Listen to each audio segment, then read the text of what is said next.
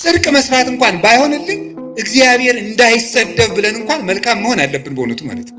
እግዚአብሔር እንዳይሰደብ የእኛን ተውት፣ እኛ ባንድን እንኳን ፈጣሪን እንኳን እኮ ለእግዚአብሔር ለትልቅ ሰው ተብሎ እኮ ጥሩ ስራ ይሰራል። እንዴት ከገሌ መሃል እንዲህ ይህን እናገራለሁ አታፍርም እንዴ ይባላል እኮ። እግዚአብሔርን ፊታችን አስቀምጠን እግዚአብሔር እጅ ላይ ሆነን በእግዚአብሔር መሰረት ላይ ቁመን እግዚአብሔርን ጣራ አድርገን በእግዚአብሔር መሃል ሆነን በእግዚአብሔር ፊት ሆነን እንዲሆነን እግዚአብሔርን እናሰድባለን ብለን ከክፋት አለመመለሳችን ምን አይነት ይቅርታ ይደረግልናል? እግዚአብሔርን መፍራት አቅቶን እግዚአብሔርን ያሰደብነው እኛ አይደለንም ወይ? ያስደፈርን እኛ አይደለንም ወይ? ቤተክርስቲያንን ያስደፈርን እኛ አይደለንም? ምን አድርገን በሉኝ? ክፉ በመሆናችን ኃጢአታችን ከአሕዛብ ጋር እግዚአብሔርን ከማያመልኩ ሰዎች ጋር እኩል በመሆኑ ሰው ምን ማለት እንደሆነ ብናውቅ ኑሮ እውነት በማይረባ ልክስክስ ነገር ታስረን እንኖር ነበር? ሰው እስኪ ምንድን ነው ብላችሁ እስኪ ጠይቁ። እኔ እኮ ሰው ነኝ ብላችሁ አስባችሁ?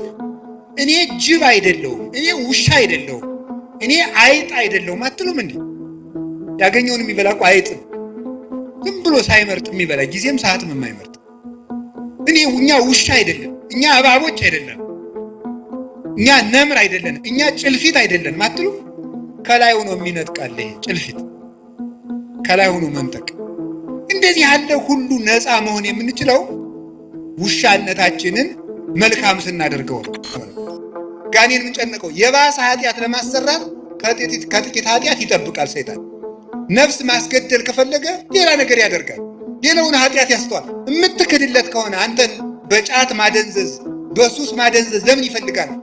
ሰው ራሱን ከተቆረጠ በኋላ ቀይ ካባ እንደርብለት ቢጫ ካባ እንደርብለት ይባላል።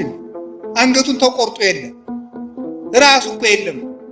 ራሱ እኮ ክርስቶስ ነው። ክርስቶስን አጥቶ ሰው ሱስ ባይኖርበት ባይሰክር ንግግሩ ጥሩ ቢሆን ባይሰርቅ ክርስቶስን ከካደ በኋላ ምግባር ምን ይሰራለታል? ያለ መሰረት የሚቆም ቤት እንደሌለ ማለት ነው።